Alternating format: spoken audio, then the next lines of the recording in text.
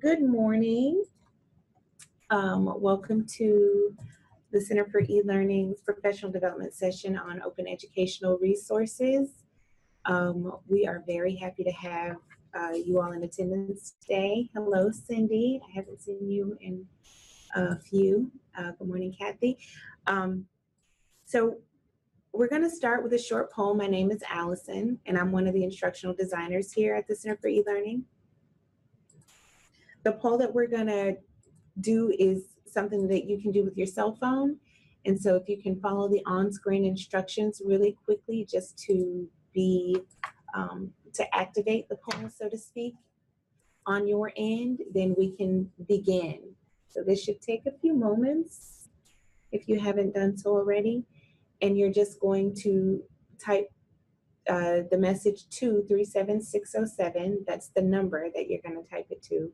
And the message is just Allyson Hall, and that's going to give you the access to be able to respond to the poll that we have for you today.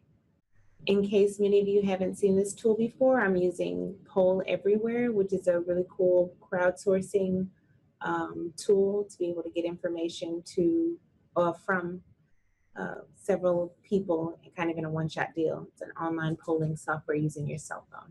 Okay, so we're going to begin today's poll with, or today's session with a very quick question about, two questions actually about open educational resources. And so the first question is, and if you have questions during the presentation, please feel free to chime in. We have a smaller group today, so it's completely fine for you all to turn your mics on and say what you have to. The first question, which would you consider to be an open educational resource? So which of the following? So it could be a picture of Abraham Lincoln in a history course, which you found on the internet, a syllabus and full course in economics, again, found on the internet, a photo log of a family vacation, found on the internet, all or none of the above. So you're just going to text your response. If it's A, you're going to text it to 37607. That activation key. So we're completely split. We've got all and none, which is a cool way to begin. That's excellent. All right. So can I have some feedback on this for those of you who chose all of the above? Why would you say that all of the above could be considered an open educational resource? Anyone, you're welcome to speak, please, and thank you. Go for it, please, Craig. I did none of the above. None of the above. Why would you say none? Because my assumption is because something's found on the internet doesn't mean it should be necessarily used in the classroom. Absolutely. Yeah. And so like someone's family vacation log seems like a privacy. Absolutely. Violation. And the economics course is someone's course unless they give permission. And for either course. Yeah. Okay. Anybody else? So Craig made a very good point about saying unless they give permission, and that's kind of really the crux of whether or not all or none of the above is the correct answer. It's whether or not the person who's posted this information is given permission, and whether it's found on a Creative Commons site or you just kind of snagged it off of Google or snagged it off of Facebook or something like that. So in the case of kind of taking something off of Facebook, chances are if it wasn't found on a site that has a free and open license, then it's going to be definitely none of the above. But there are many syllabi, pictures that are in the public domain that can be taken off the internet and attributed that could be considered an open educational resource. So the question is kind of tricky. It could really be all of the above or none of the above, depending on where you find these pictures from or where you find these resources from. And that's kind of the big piece that we recognize a lot of times here at the center, is that our faculty will come in with a PowerPoint slide full of photographs, full of images, with PDF documents that they've gotten off the internet, and without having the attribution or the license type, we run into situations where we have to figure out, okay, how do we use this? Because this may or may not be an open resource.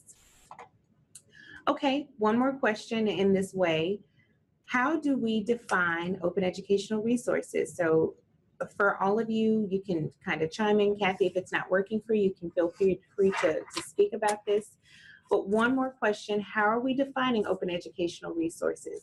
So you can text your response once more to the number 37607. Items collected by the library to provide content for a course. Let's keep going, because I think this is really the point of today's professional development session. So today we're going to begin with just like our typical PD with the objectives for this session. We want to generally define what open educational resources are. By the end of the session, we should all be able to really explain the use of open educational resources in the higher ed classroom, identify some resources that can help us all in searching for OERs, and then search for appropriate open educational resources using some of the databases and kind of search engines that I've kind of compiled towards the end of this session. So first, in defining OER, there are several definitions that are circulating. One of them is digital learning objects that are offered freely and openly for educators, students, and self-learners to use and reuse for teaching, learning, and research. That's going to fall into those course materials. So there are, for example, MIT has a huge repository of online courses that faculty can go in, grab stuff from, take syllabi, take videos, take course content, take rubrics, etc. And those are considered free and openly usable to the public. So that would be an example of an open educational resource offered by MIT. Another example, another definition, OER resources take numerous forms, of course, depending on your definition.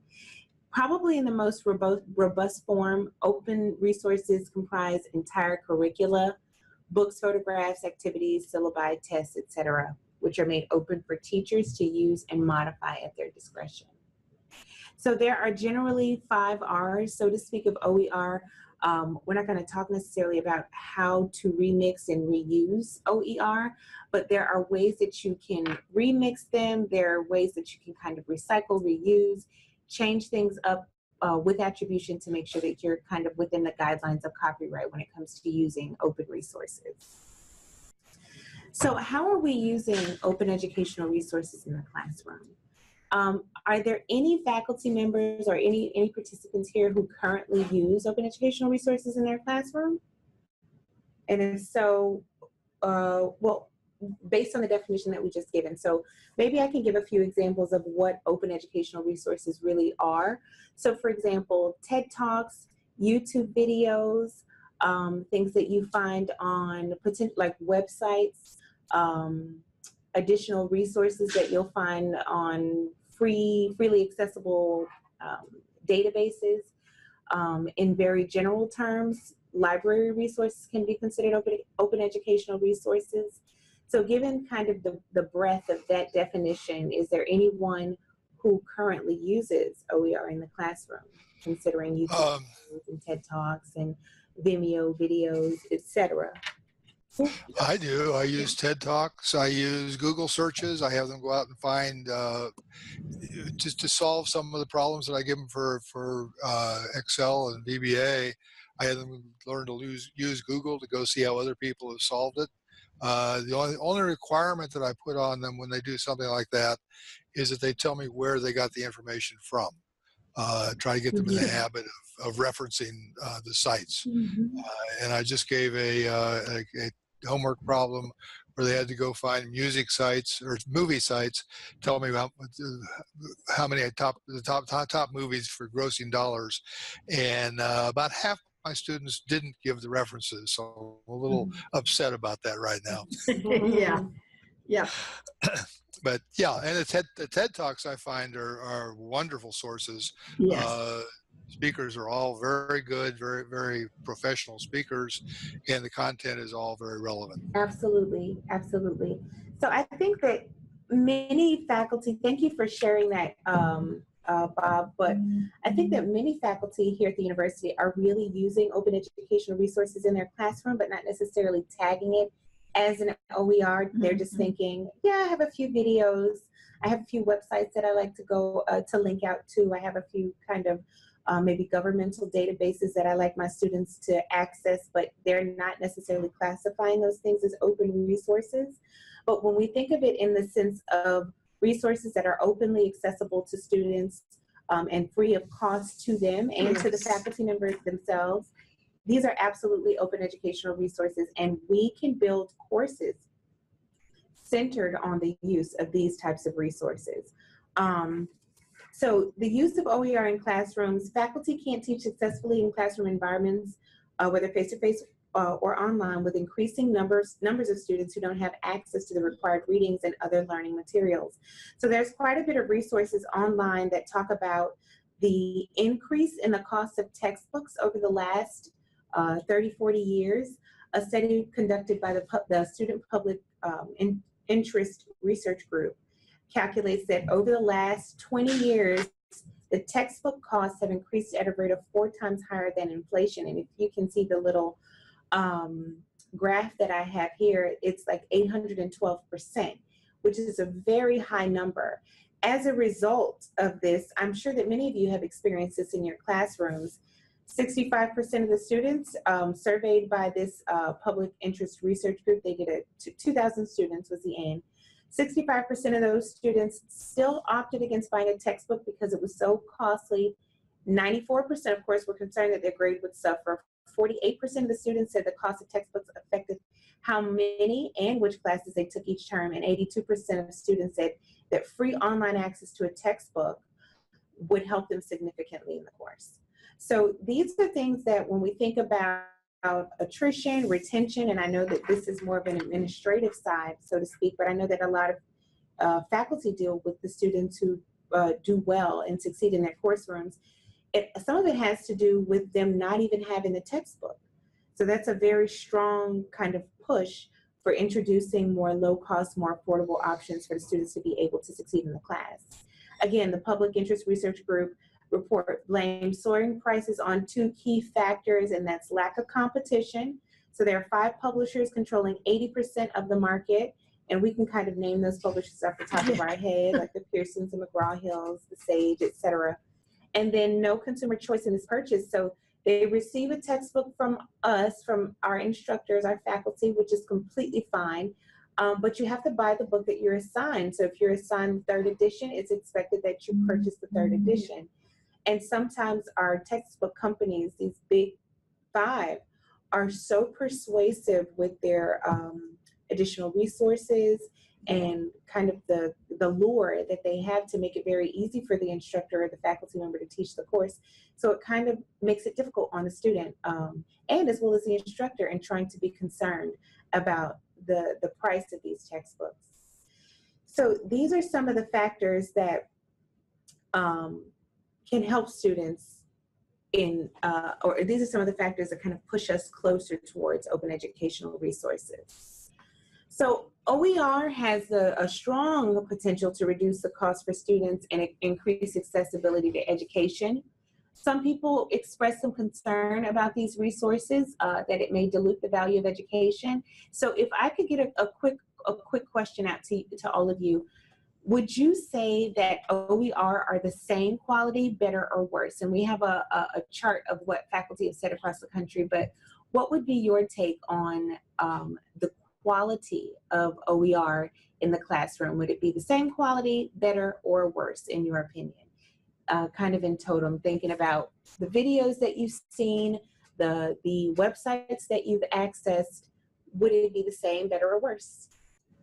I think it depends. Some of them are quite good, like the TED Talks, or their videos are certainly better than mine. But for some of the others, I have to write supplemental material for what they're going to find, which I do, you know, and I create videos to supplement things that I know they can't get that way. So Absolutely. it depends. Absolutely. It also depends on, oh, sorry. It also depends if people like books or web too, I think.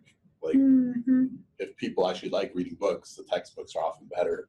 but sometimes they're harder for people who are web oriented Mhm. to navigate the textbook. They prefer the web materials, even the writing or content isn't quite as good. And also, depending on what the objectives in your course are, sometimes the online stuff is exactly what you need, where a book might be too general or out of date, or, you know, it just really depends on what you're trying to teach, what you want your students to learn at the time. One of the things I try to do is find books that allow you to buy chapters, chapters online, and tell the students which ones of those I'm going to use. And generally, that is less expensive than the whole book. Although the books are quite good, but we just don't use it all in class. That's an interesting concept. I've not thought about that at all. Absolutely. Lady? Pizzica is saying better or worse than what? Nothing. It would be good to have a library of OERs by objectives. Oh, that's fair. Okay. Uh-huh. So that's excellent. So there are, and we'll talk about some of the repositories and what they've been known to be good for. There are libraries, so to speak, Peter, that kind of suggest text for the topics. But this is a growing field, a growing area. So a lot of the niche areas are not going to be represented, but I like that idea of having them categorized based on objectives. So if we can see this chart, when they're talking about are they better or worse or same quality than textbook or publisher resources, most of the faculty surveyed here say that they're same and say that they're the same quality. 40% say that it's better quality. And one of the pieces that leads to this idea of better quality is that they are more timely. So textbooks are easily, maybe something happens, the textbook is produced in 2017, we get a new president, new legislation comes out, or new statutes come out, and then they're immediately out of date, and it's not as easy to update a textbook. The faculty member has to be kind of privy to the statutes or privy to the things that are happening in the world today in order to add that update in themselves. Yeah, and I was going to ask about that, about the fact that for the most part, textbooks are outdated by the time they in our students' hands, and it would depend on the course content how relevant that is. Absolutely. You know, if you're teaching something in the technology field, you would not want to use a textbook. I wouldn't think. Absolutely. And I'm actually building a course with two folks in computer science right now, and neither of them are using a textbook because they say by the time the text is written and out and given to the student, the technology has progressed so much that it's actually antiquated. Yeah. So using a textbook in this way is perhaps not the best. But then there's another side to this coin of kind of the erasure of history. So I've seen the second piece of this, where if all of your textbooks are kind of electronic and you can go into a database and kind of remove a reference to something, you kind of erase that history or the progression of how kind of society has changed without having actually a published version. So if I can go into my notes and kind of erase my notes, I kind of erase the fact that those notes ever happened. So there are kind of two sides to the coin, but when we think about OER generally speaking, most faculty, a lot of faculty believe that the quality, because it is more timely, because it is easily accessible from different devices, believe that they are better resources. However, there are drawbacks when it comes to, and this is something that we're still trying to wrap our heads around, publisher resources. How do we maintain the same level of quality, the same level of adaptive assessments without having the resources that the publishers provide for us? So those are big questions that we continue to ask. Okay, so one of the ways that we're able to access open educational resources is through something called Creative Commons. It's a nonprofit organization that works to help you share and explore knowledge and creativity to build more equitable, accessible, and in an innovative world. That's directly from their site. So you can explore literary works, videos, photos, audio, open education, meaning courses, scientific research, and more. And most of these things will show you the type of license that you have. It can also help you to publish some of your own personal resources. So I know that Judy and Kathy have an affinity for example, for top photography. If they wanted to kind of share some of their work on the Creative Commons, it could show them how to produce their work and share that out to the world, really. And it can give them the type of license that they're looking for. It's all free, of course, but it gives you the type of license, and it tells you how the users can use your work. So there is an anecdote, for example, of why it's very important that we're kind of cognizant of the types of resources that we use inside of our classrooms. Many of us have PowerPoint presentations, and a lot of us produce videos for our courses. And there was one of the faculty members here, actually, that produced a video that was shown outside of the classroom, kind of in a large public forum, and was thereafter posted on the internet. Maybe, I don't know, a few months later, the person who had created the picture that they were using as a backdrop, it was like a skyline backdrop, contacted the owner of the YouTube video and said, hey, that's my picture. I think it was like $200 or something like that. I need money for my picture because you've used it. You snatched it off Google, and I want some money for my picture. So these things are not so far-fetched that they don't kind of touch us right at our front door. It's really kind of an important consideration when building your course content, that you take into account the licensing of these things, and really kind of pair up either with an instructional designer or a librarian to kind of get some information about how you're able to use these resources. Not to have it's not daunting. It's actually pretty easy to make sure that you're in the right, but it's an important step to take in order to make sure that your courses are open, accessible, affordable for your students, and legal. Even now today, there are a lot of faculty using like PDFs in the classroom that you may have gotten from the library or something like that. And those things are also things that we want to kind of discourage and make sure that you're linking out to the library. When in doubt, you should link out. Always just make sure you're linking out to these resources so that your students can access them not only when they're in your classroom, because the point really is not that you have to be in my class to learn, but you know where to receive this information. So if we're linking out, we're teaching them how to explore the library resources and how to navigate the internet, etc. Whereas if it's just embedded inside of your course, if the student doesn't download that PDF, then they potentially will lose access to that document from thenceforth. Another piece to note, Allyson, for folks who are in education in the public schools, the government, when they write those mandatory tests, they are using Creative Commons materials as well. So it's just kind of an interesting thing to note that as your students are preparing for these standardized tests, the government is also cutting back on their expenses in a lot of ways by using these materials. Awesome, awesome. And yet they don't acknowledge, well, I don't know that they don't acknowledge, but it still is almost acceptable within the public schools to just go out and get whatever images and stuff is out there. It should work both ways. Absolutely. Absolutely. Yeah, in the teaching, but when they're writing the test, when we're writing those tests and practice tests, that's part of what they do is look for the Creative Commons stuff. But yeah, you're right. Absolutely. That's awesome. So kind of big picture ideas here.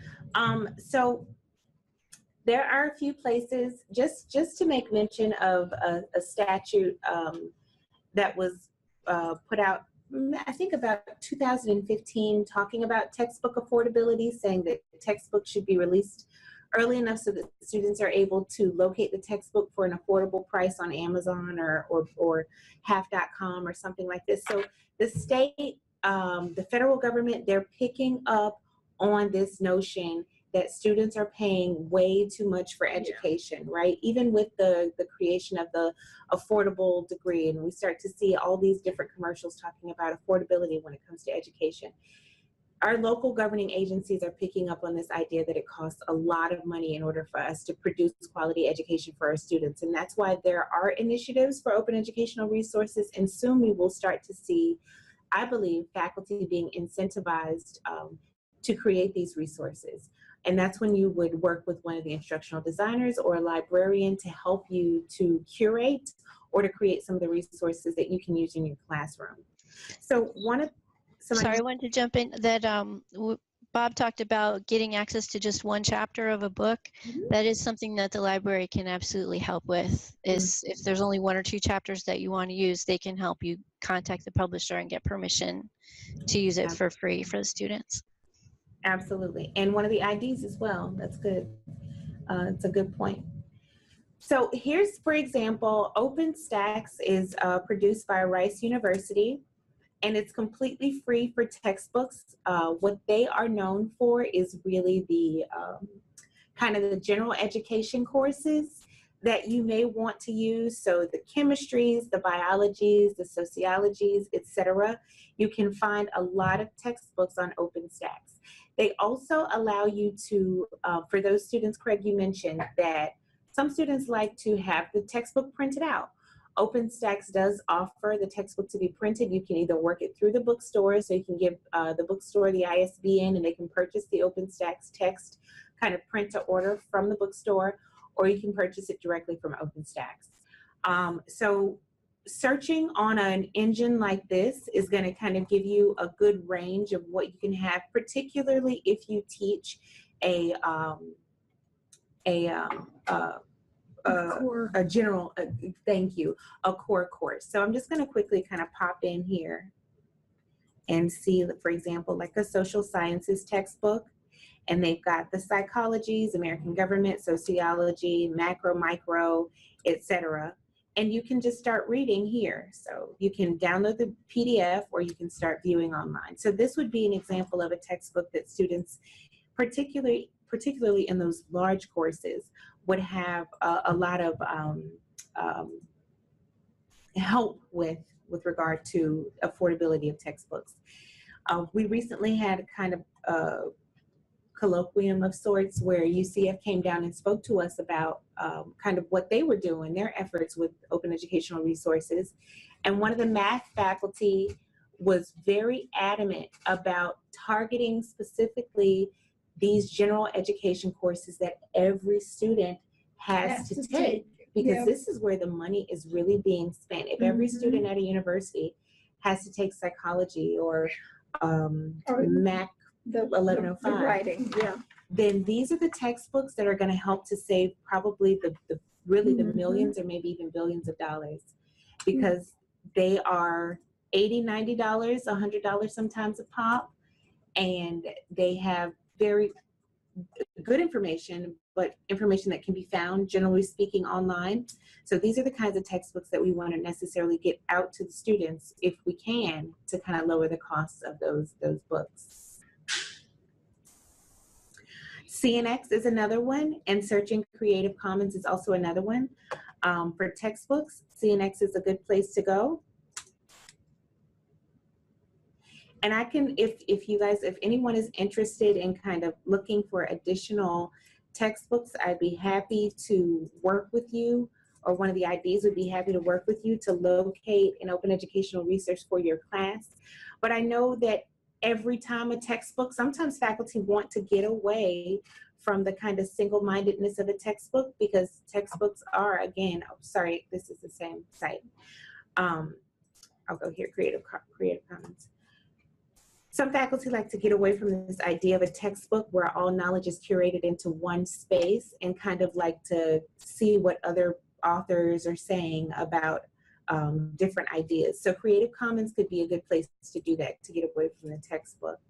And you can search from different repositories and look for images, music, art, etc. from the Creative Commons. And this is a very popular site as well. This is a confusing, how do you search that? So I keep getting like ads when I pop in search. It's a really good question. So you go, for example, like I'll search Flickr and maybe search for cats in honor of my friend here. And then they're going to give us all the images that they have. And then once you click on an image, it's going to tell you what the licensing is for that particular image. So it tells you down here at the end, the bottom rather.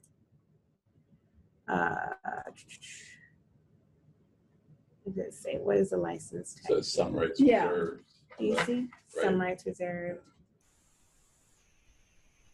So it's basically just going through these other search engines, but layering on some kind of licensing Yeah. information. Yeah. Okay. It's you are free to copy and redistribute, remix, transform, and build upon the material for any purpose, even commercially.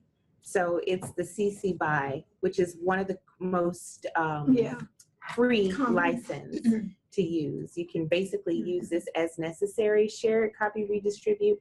And most of the time they want you to give attribution. So for example, here, the CC BY license typically is just, you can share it, you can use it, you can remix it, you can remake it, just so long as you give appropriate credit to the creator of this particular work. And Allyson, if you go back and look at Sure. Wikipedia Commons, because that's something that's a really good resource, and all of the Yes, things it in there is. are Yeah. accessible. Absolutely. So again, another search engine that they have, Wikimedia Commons, this is another one that is also very good for, it's a lot of it is CC BY as well.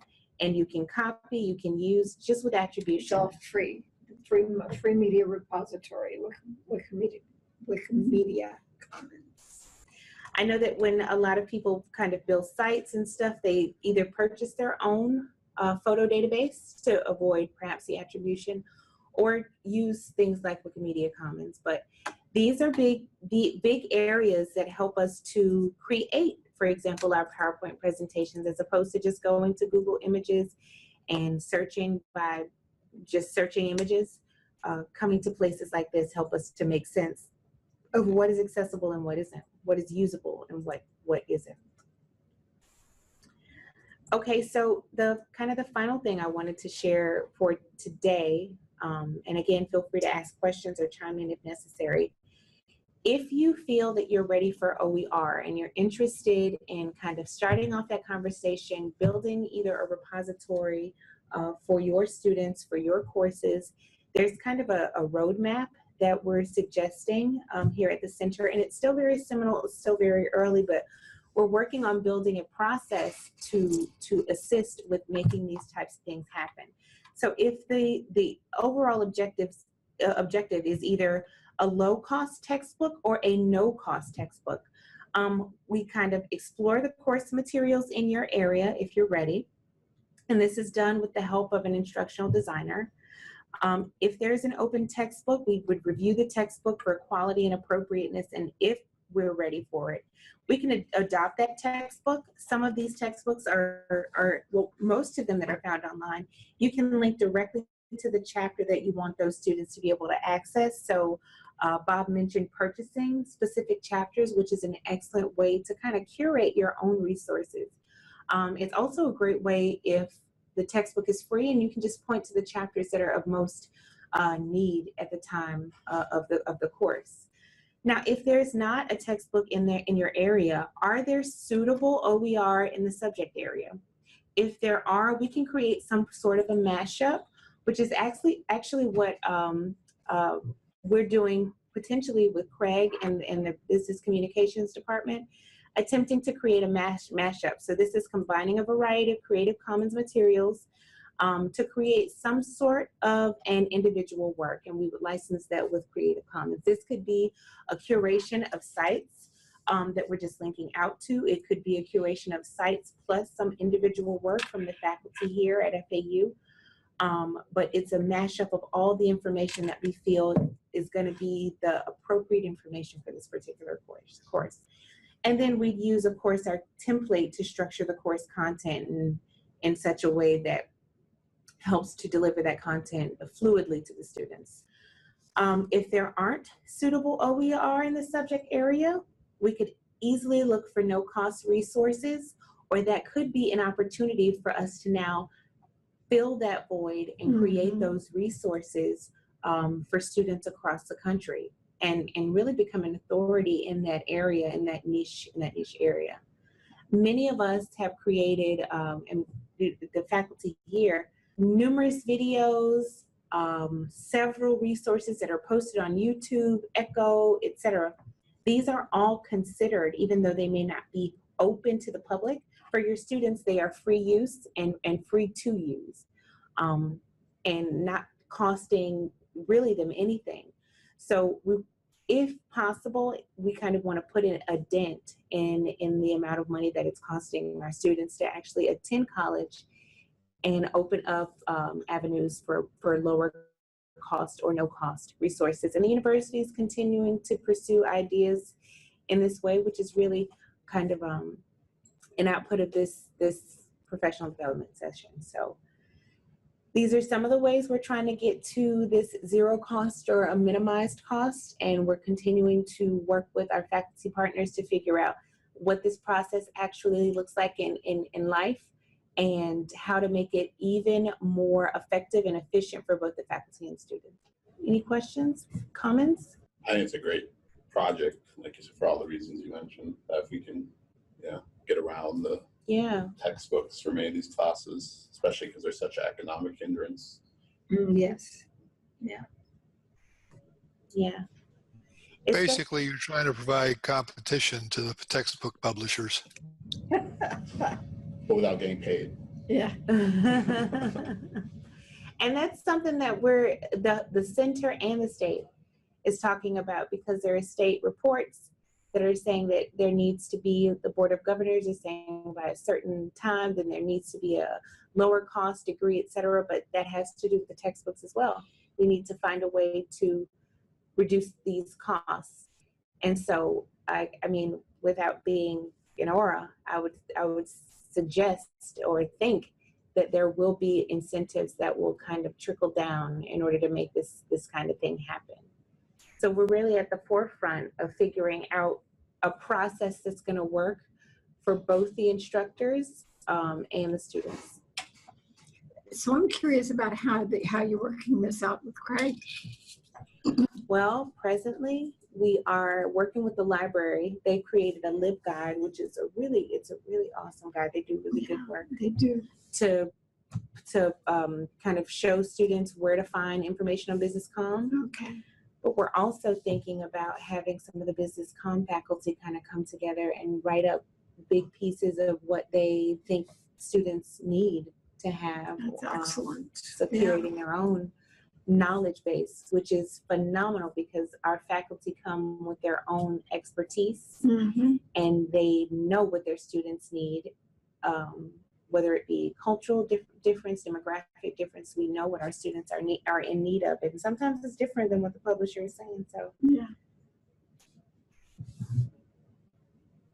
that's where we are now. So if anybody is interested in learning more about OER, how to implement them in your course, how to find them, sometimes it's just as simple as a YouTube search to find some really good, helpful videos to just stick your toe in the water. Sometimes it's more of an extensive search that can take a few weeks to find library resources, etc., to kind of move away from the textbook. The end game is not always zero cost. Even though it's open, really the mark is textbook affordability. So the end game is not always that it shouldn't cost the student one dime, because sometimes there's information in a textbook that is just seminal and it's just necessary, or even a novel or a coursework. But working with one of the IDs, myself, Dr. Summers, any of the IDs can help you to locate resources that are going to be useful for you and that help you to meet the mark, perhaps in a less expensive way. Okay? Thank you. Yeah, this is great.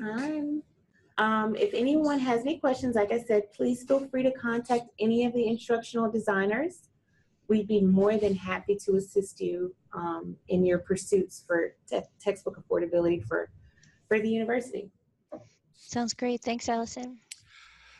Thank you very much. Thank you. Yeah.